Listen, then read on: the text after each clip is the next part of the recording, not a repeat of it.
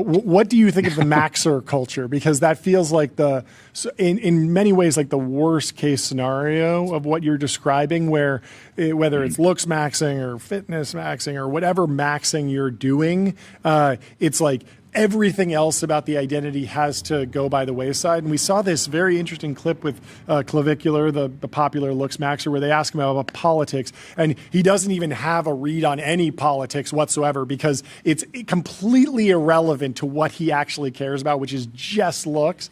And it feels like there's the inverse of that, which is someone who's politics maxing or left-wing maxing or right-wing maxing, and they don't have an opinion about anything outside of their political domain. And if you ask them about health, they would have to toe their particular party line. And that it feels like in the competitive sphere, maybe that's something that's going on with maxing. But how have you been processing that trend of maxing?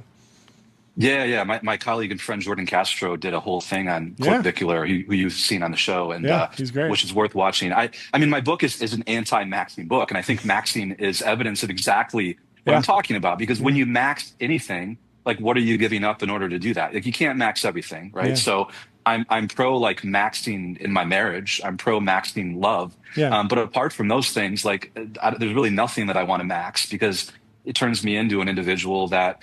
I mean, what's interesting to me is that there's some people that just max one thing and then they get exhausted and then they just look for another thing to max. I mean, that was me throughout my 20s, right? I was maxing on a company so hard that I didn't even like it, right? And I would get bored with it and then move on and start another one and max on that one. And it's like maxing cannot be an end in itself.